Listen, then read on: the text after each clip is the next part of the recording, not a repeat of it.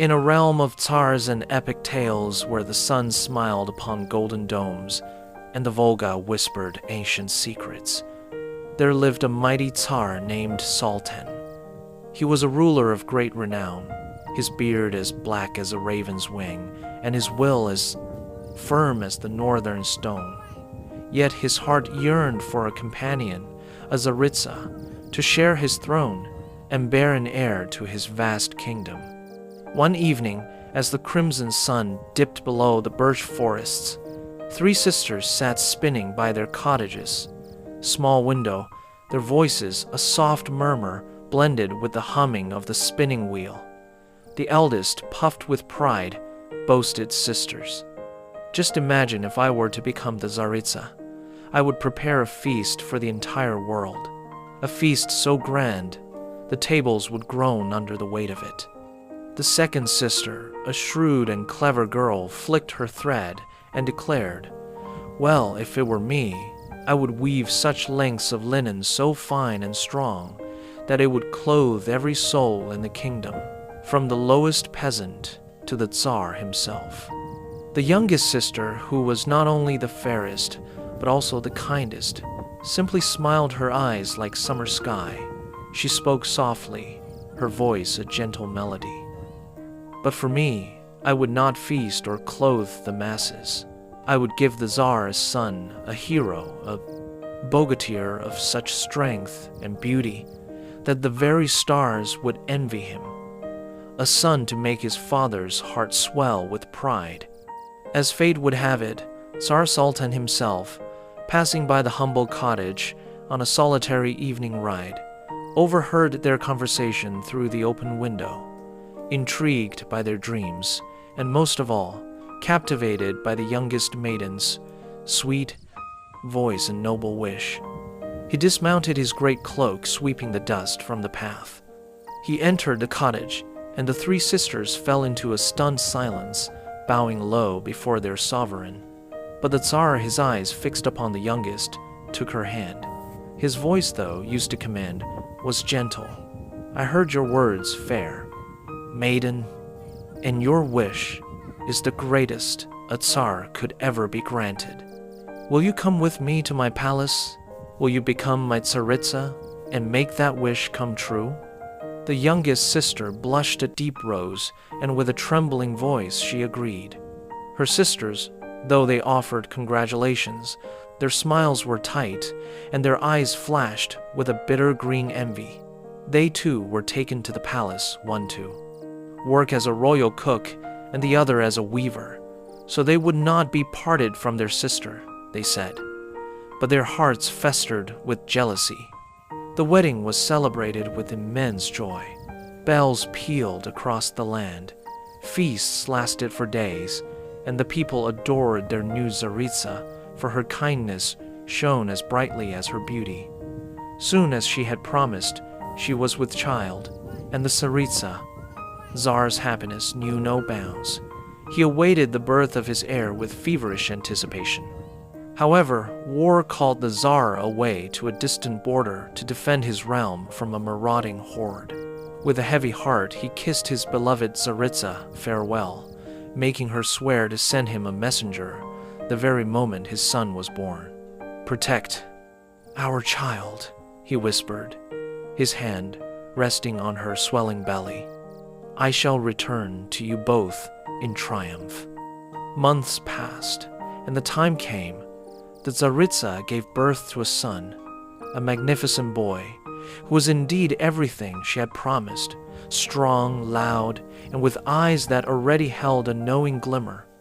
Overjoyed and weak from her labor, she entrusted the task of sending the swiftest rider to the Tsar to her most loyal boyar, a man of supposed honor. And then she fell into a deep, restorative sleep.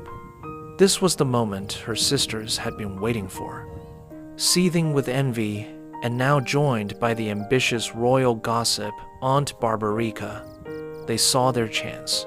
They waylaid the messenger, plied him with drink and threats, and replaced the joyous repulses letter with one of their own vile creation. The new message, delivered to Tsar Saltan, in his war camp, did not speak of a son. It was a dagger of words, a treacherous lie. It read, "To the Tsar, our sovereign, your Tsaritsa did not bear you a son, nor a daughter, not a mouse, nor a frog, but a strange, unknown little creature." The Tsar was stricken to his very soul.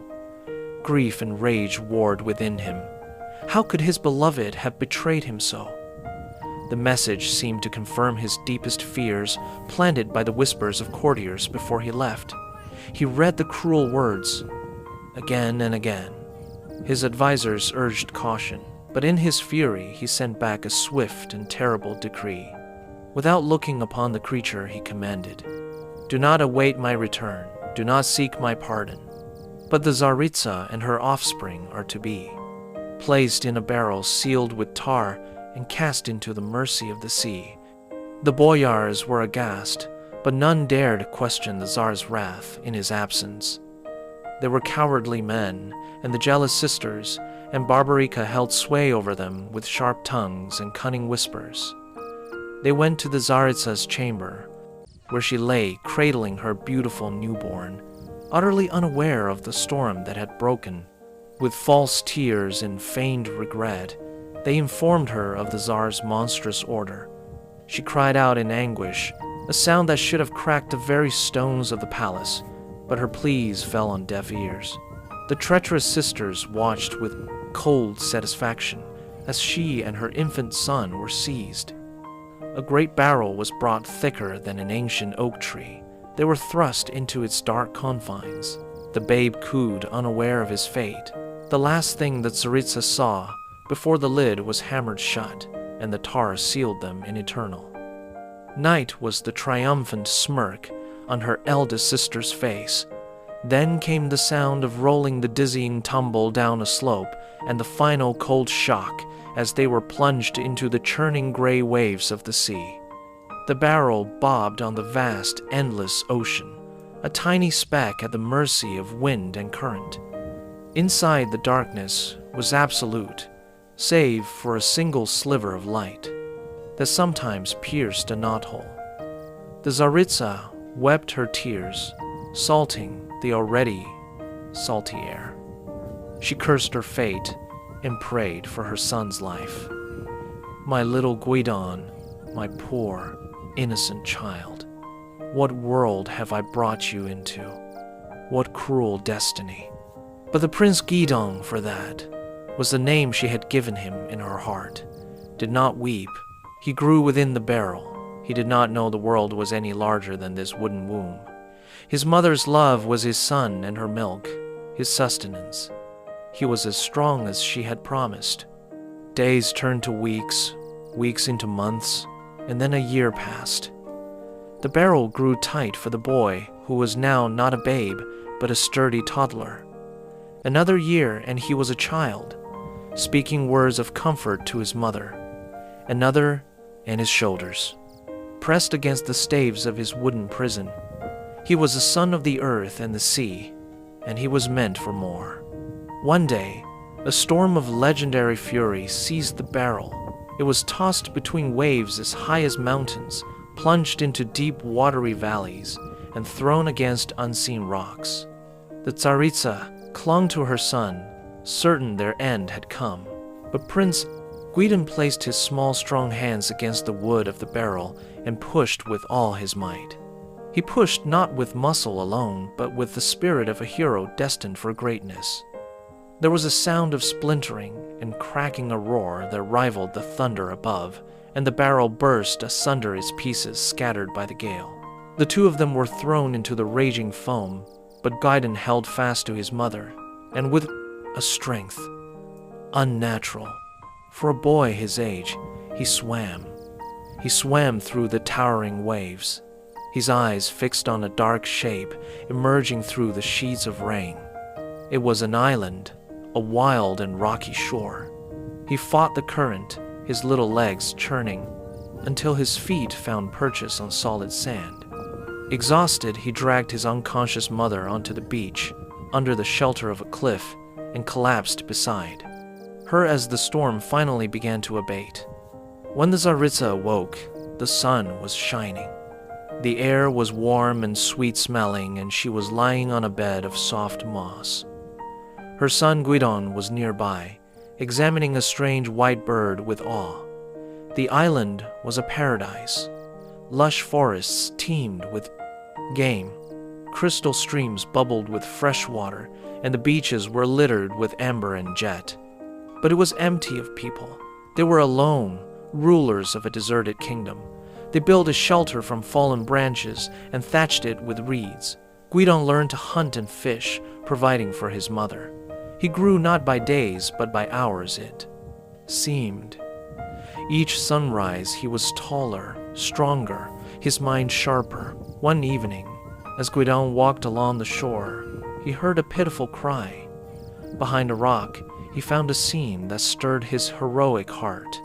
A great white swan, a creature of majestic beauty, was being set upon by a monstrous black bird of prey, a kite, with talons like scimitars and a beak designed for tearing. Without a moment's thought for his own safety, Guidon snatched up a piece of driftwood and rushed to the swan's defense. He struck the vile kite a mighty blow, driving it back, and then another, until the creature screeched in frustration and flew away, bleeding into the twilight. Guidon turned to the swan, expecting it to flee, but it did not. It regarded him with intelligent dark eyes, then spoke in a soft, melodic voice that was not of any beast. "Young Prince Guidon, you have saved me this day, and for that I am in your debt. Ask of me anything, and it shall be granted to you." Guidon, though startled, was a prince's son, and composure came naturally to him. "I desire only one thing, noble swan," he said, gesturing to the island where his mother sat weeping. "As she often did, my mother weeps for our home, for our lost kingdom. I wish for her a palace here, a proper home, to ease her sorrow." The swan dipped its graceful head. "It shall be done, but close your eyes for a moment, and do not open them until I bid you." Guidon did as he was told. He heard a sound like a low hum, felt a warmth upon his face. When the swan told him to look, he gasped. Where once there had been barren rock and wild forest, now stood a dazzling white stone palace topped with golden domes that gleamed in the setting sun. Ornate towers pierced the sky.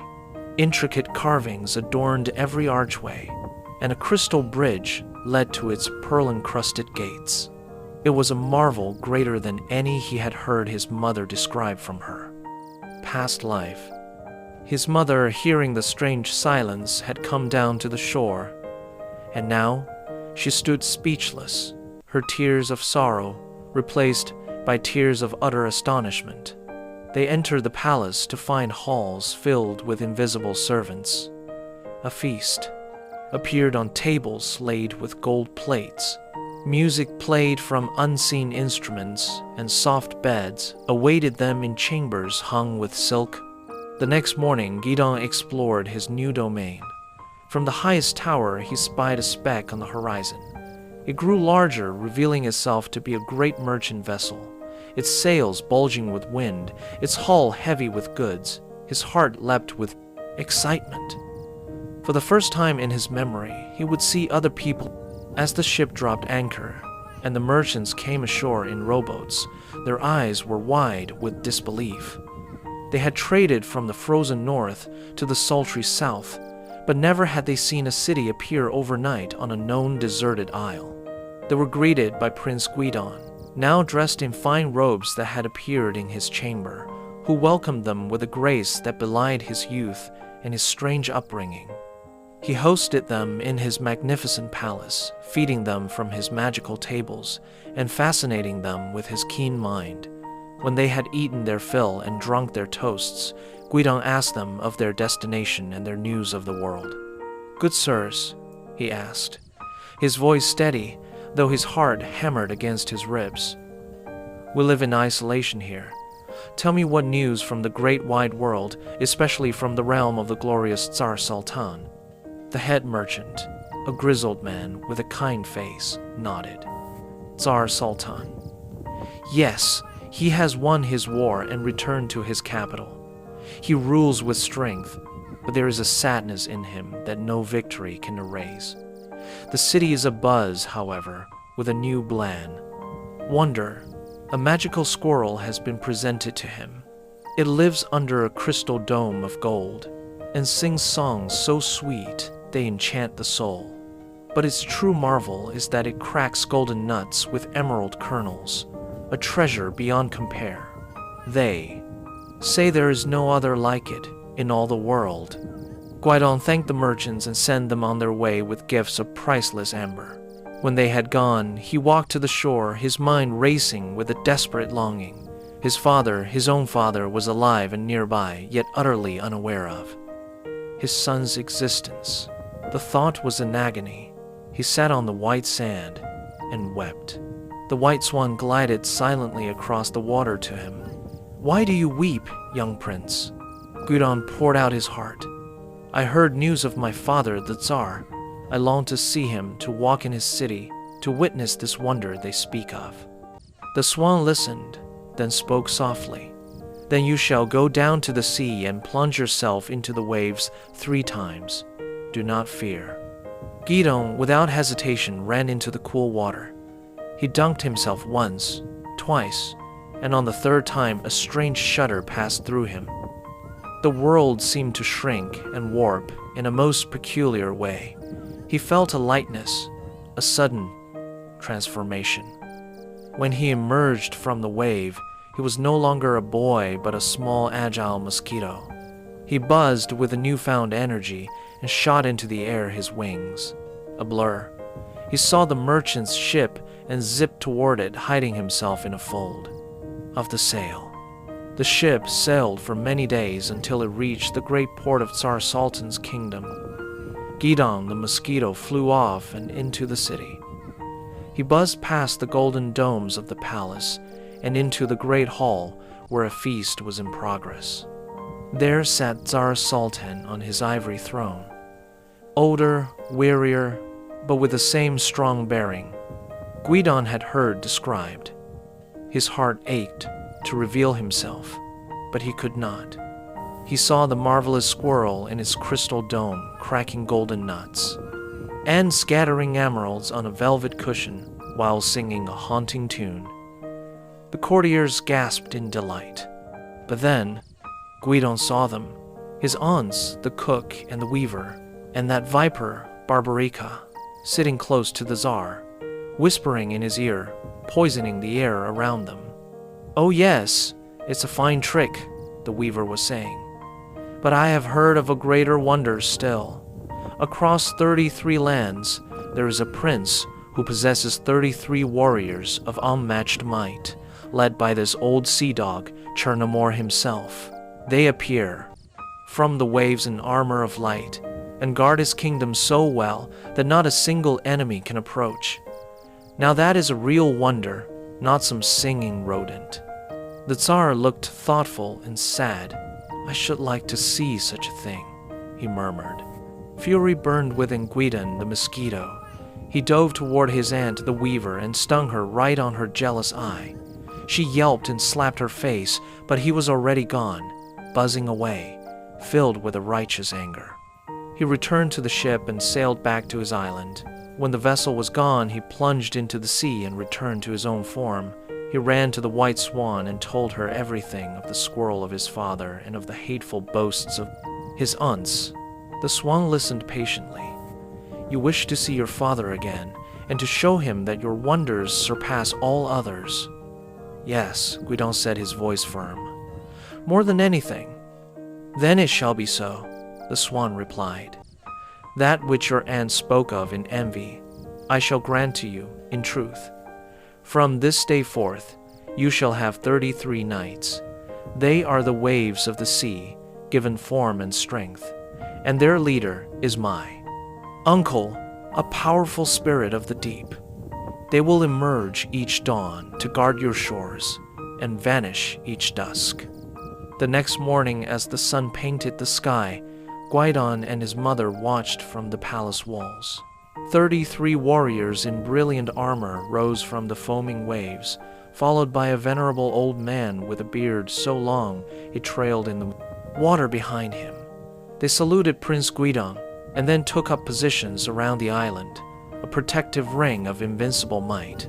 Not long after, another merchant ship passed by, drawn to the new city on the island. Again, Guidon hosted the merchants, and again he asked for news of Tsar Saltan.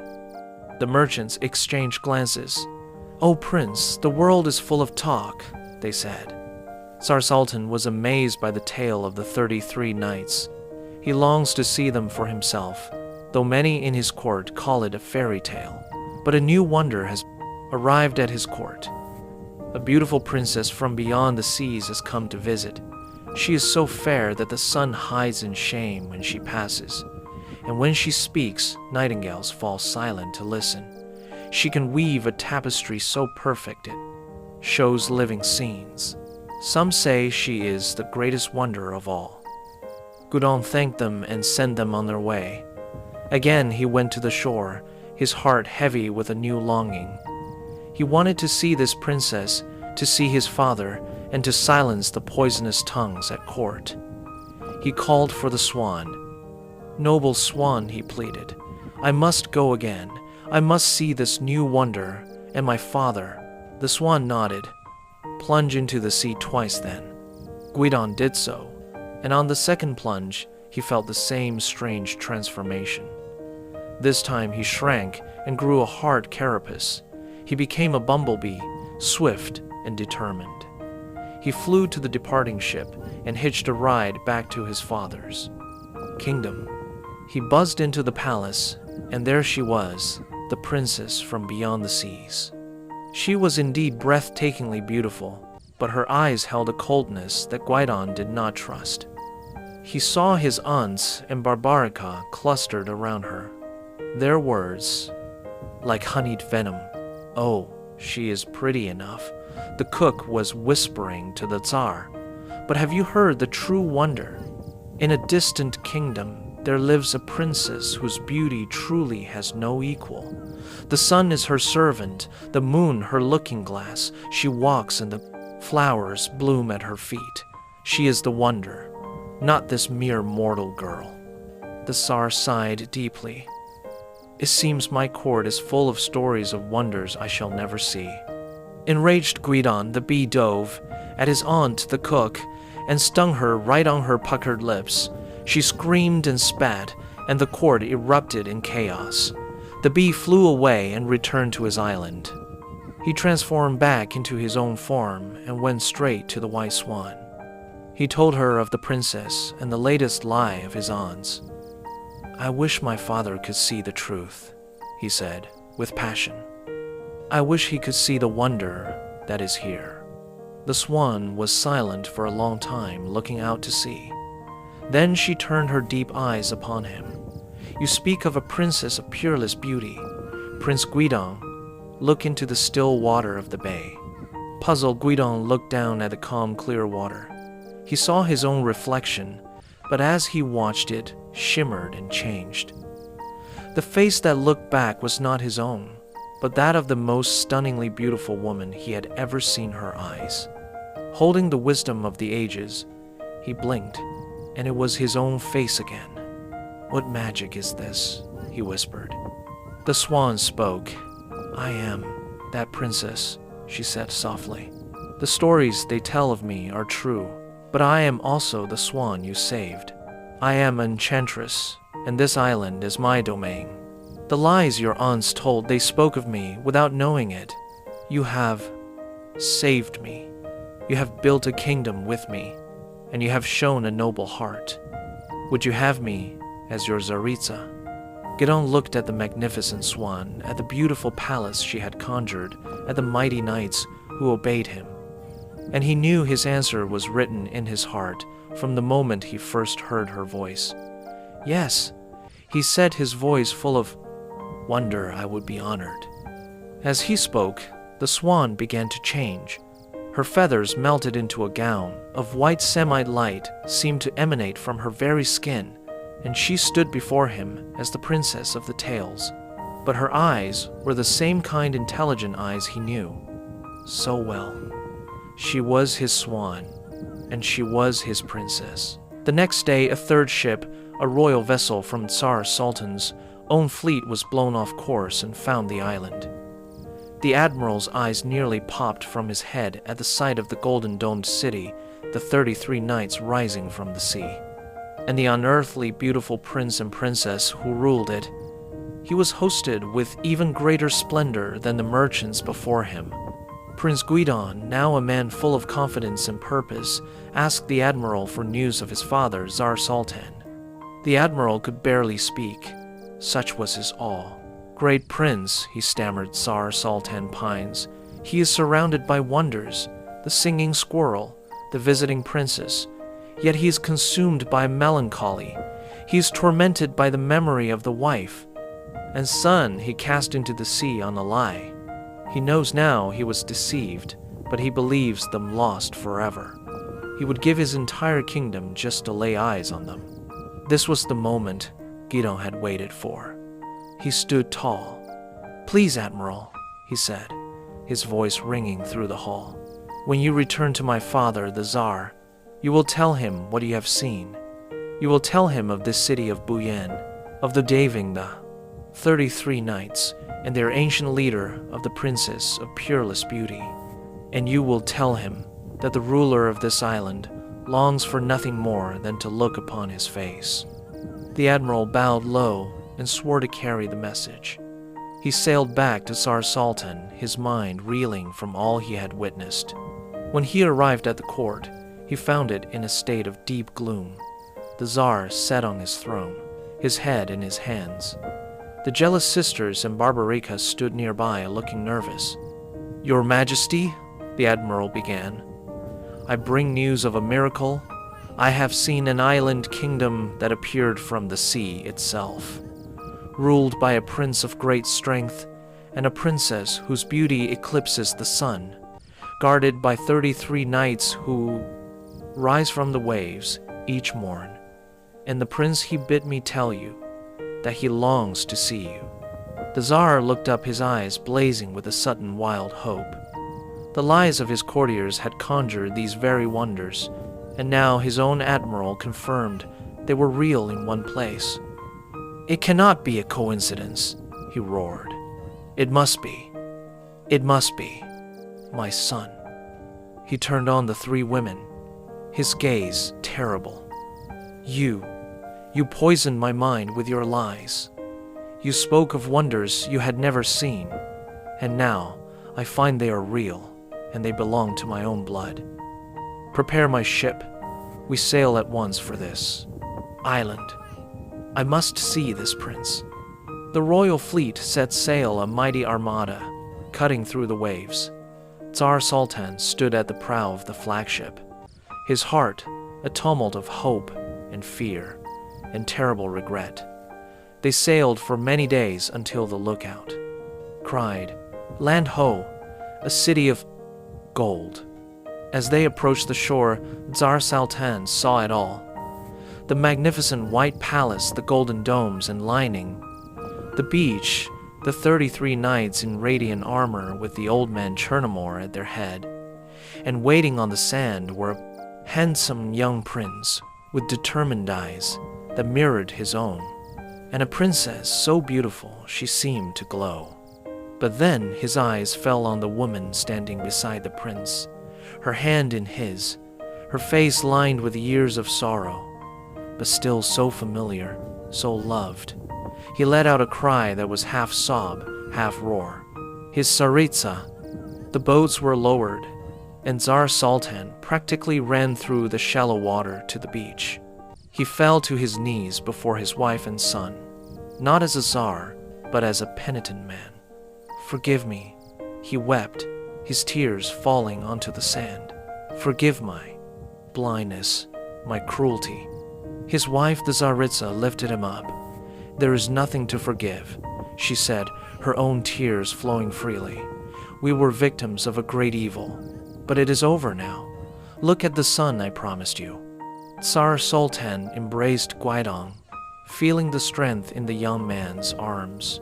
the strength of a true bogatyr. "My son," he whispered, "my heir." The White Swan Princess smiled, a gentle, forgiving smile. "Welcome, father," she said. The treacherous sisters and Babarika had been brought on the voyage, forced to witness the triumph of their victims. They cowered now, expecting to be sealed in a barrel themselves. But Prince Guidon looked at them, then at his father. "Let them live," he said. "Let them be a reminder of how poison can fester in the heart, but also how love and truth will always prevail. Let them serve in this new united kingdom as the lowliest of servants, so they may learn the value of loyalty." And so it was done.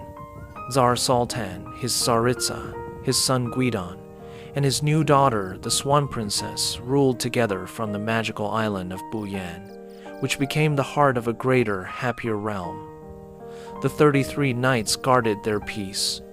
The magical squirrel sang in its crystal dome, and the memory of the barrel faded into a tale told to grandchildren. A story of a cruel beginning that led to a glorious and happy end.